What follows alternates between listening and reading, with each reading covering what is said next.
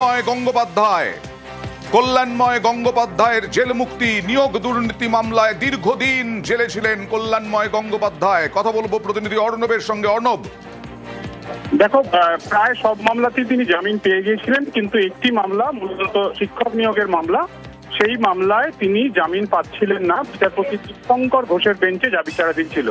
গত কয়েকদিন দফায় দফায় এই মামলায় সিবিআইয়ের তরফ থেকে বাধা দেওয়া হয় এবং ৮ জন সাক্ষীর তালিকা দেওয়া হয়। যে ৮ জন সাক্ষীর তাদের সাক্ষ্য গ্রহণ আদালতে না সম্পূর্ণ হলে কল্যাণময় গঙ্গোপাধ্যায়কে এই মামলায় জামিন দেওয়াটা ঝুঁকিপূর্ণ হয়ে যাবে। কারণ সুপ্রিম কোর্টের পর্যবেক্ষণ তাই, যেভাবে পার্থ চট্টোপাধ্যায় জামিন পেয়েছেন, এই জায়গায় কাদের সাক্ষ্য করতে চাইছে। তার মধ্যে 2 জন যারা কোভিড পিরিয়ডে অস্থায়ী কর্মচারী হিসেবে এসএসসিতে বা মধ্যশিক্ষা পর্ষদে কাজ করতেন, যারা নাকি কানে শুনেছিলেন যে বিশেষ কমিটি ছেড়ে দিতে বলেছে এই ধরনের নিয়োগের ক্ষেত্রে। মধ্যশিক্ষা পর্ষদের কানেও তারা তুলেছিলেন যে এই ধরনের নিয়োগগুলো সুপারিশ ছাড়া চাকরি যেগুলো দেওয়া যায় না। কিন্তু এই দুটো সাক্ষ্য, সেগুলো সাক্ষ্য গ্রহণ করা উচিত বলে, গুরুত্বপূর্ণ বলে গতকাল দাবি করে সিবিআই। এই দুজনের কি স্টেটমেন্ট রয়েছে, এই দুজনের কি ইনভলভমেন্ট রয়েছে এই পুরো নিয়োগ প্রক্রিয়া দুর্নীতিতে, সেটা বিচারপতি তীর্থঙ্কর ঘোষ তিনি আর নিজে দেখতে চান।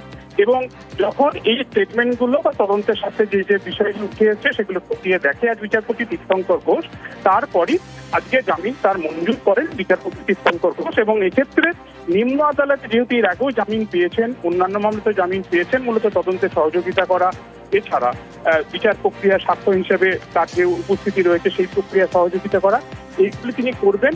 এই কয়েকটি কমন শর্তে তাকে জেল মুক্তি করা হলো। অর্ণব, একটু নিউজ 18 বাংলার দর্শকদের মনে করানোর জন্য জিজ্ঞেস করবো যে মধ্যশিক্ষা পর্ষদের প্রাক্তন সভাপতি কতদিন ধরে এই ইডি সিবিআই বা জেলে থাকলেন? প্রায় 3 বছরের কাছাকাছি। নির্দিষ্টভাবে তিনি অ্যারেস্ট হওয়া থেকে তিনি এতদিন জেলেই ছিলেন এবং 2.5 থেকে 3 বছর, এমনটাই তার আইনজীবীরা বলছেন। অন্তত আদালতে সেই বিষয়টি বারবার সামনে আসে। এতদিন তিনি জেল হেফাজতেই ছিলেন। একটা মামলায় তিনি জামিন পেলে অন্য মামলায় তাকে শোন অ্যারেস্ট দেখিয়ে সেই মামলা তাকে কাস্টডিতে নেওয়া, এই প্রক্রিয়ায় চলছিল। কারণ একাধিক 4টে মামলা ছিল, 4টে মামলা, তার সঙ্গে ইডির মামলা ছিল। সব মামলায় জামিন হয়ে গেল। একটি মামলা, মূলত শিক্ষক নবম দশমের শিক্ষক নিয়োগ সংক্রান্ত মামলা, সেই মামলাতে তিনি আটকে ছিলেন, তার জামিন হয়নি। সেই জামিনটাও আজ হয়ে গেল। তাতে সমস্ত মামলা থেকেই তিনি জামিন পেয়ে যাওয়ার কারণে তার জেল মুক্তি এখন সময়ের অপেক্ষা। তার আইনজীবীরা বলছেন 2.5 বছরের কাছাকাছি বা তার থেকে একটু বেশি হবে, তারা 3 বছর বলতে চাইছেন তিনি জেলে ছিলেন বা কাস্টডিতে ছিলেন। আরো একবার জানতে চাইবো যে নিয়োগ দুর্নীতিতে তার কি ভূমিকা ছিল বলে তদন্তকারীরা মনে করেছিলেন, যেটা শাসক দল বা তৃণমূল বারবার বলে যে সবাই তো জামিন পেয়ে যাচ্ছেন, ইডি সিবিআই কিছুই করতে পারছে না।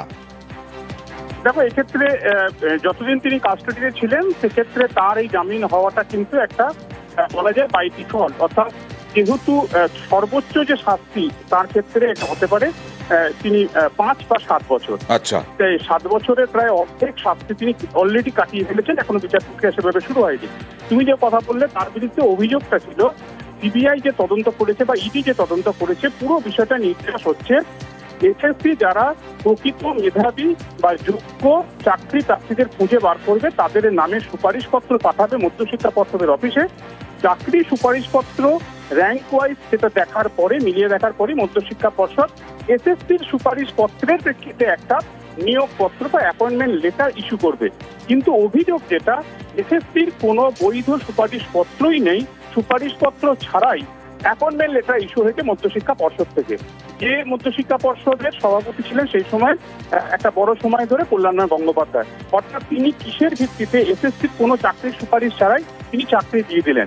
এবং এটা নির্দিষ্ট করে সব থেকে বেশি হয়েছে গ্রুপ সি এবং গ্রুপ ডির নিয়োগ প্রক্রিয়ায়, এবং এটাই ছিল মূল অ্যালিগেশন। পাশাপাশি একাধিক সাক্ষ্য এসএসসির কয়েকদিনের জন্য ভারপ্রাপ্ত চেয়ারম্যান যারা ছিলেন, একাধিক সাক্ষ্য হাজির করেছিল সিবিআই বা ইডি এই মামলায় এজেন্সি। সেক্ষেত্রে তারা বারবার বলেছেন যে এই যে এসএসসির চাকরির সুপারিশপত্র নাই, স্পেশাল মেসেঞ্জার মারফত এসপি সিনিয়র কমিটি তারা পাঠিয়ে দিচ্ছে কোনো একটা না মেনে, সেগুলিকে দেখি সই করে দিচ্ছে, অ্যাপয়েন্টমেন্ট লেটার ইস্যু করা হচ্ছে। এই পুরো প্রক্রিয়াটা জানার পরও, এটা যে বৈধ কাজ নয়, বেআইনি কাজ, এটা জানার পরও পর্ষদ সভাপতি, তার ক্ষমতা রয়েছে অসীম, তিনি চোখ বন্ধ করেছিলেন। অর্থাৎ তিনিও জেনে বুঝে বা না বুঝে যেভাবেই হোক এই দুর্নীতির যে একটা পুরো একটা জাল বিস্তার করেছিল, সেখানে তিনি একটা বড় ভূমিকা হয়ে গেছেন। যেমন পার্থ চট্টোপাধ্যায়, তেমনটা কল্যাণময় গঙ্গোপাধ্যায় এই বিষয়গুলি বারবার ঘুরে ফিরে এসেছেন। শেষমেশ যেহেতু প্রায় 2.5 বছরের বেশি তিনি জেলে কাটিয়েছেন, তিনি প্রথমবার অফেন্ডার, তার বিরুদ্ধে এর আগে কোনো বড় কোনো ক্রিমিনাল দেশে যে নতুন বিএনএস এসেছে বা বিএনএস অর্থাৎ এসছে আইন এসছে আইপিসি বা সিআরপিসি বদলে, সেক্ষেত্রে ফার্স্ট টাইম অফেন্ডার ক্ষেত্রে যেটা অর্পিতা মুখোপাধ্যায় প্রথম জামিন পায়, প্রথমবার অপরাধ, পূর্বের কোনো অপরাধের অভিজ্ঞতা নেই। এই বিষয়গুলিকে বিবেচনা করি এবার এই নবম দশমের এই যে শিক্ষক নিয়োগের যে প্রক্রিয়া বা মামলা, সেখান থেকেও এবার তিনি জামিন পেলেন। কাজে তার জেল মুক্তি এখন সময়ের অপেক্ষা। আজকে এই খবরেই থাকবো হেডলাইন্সের পর।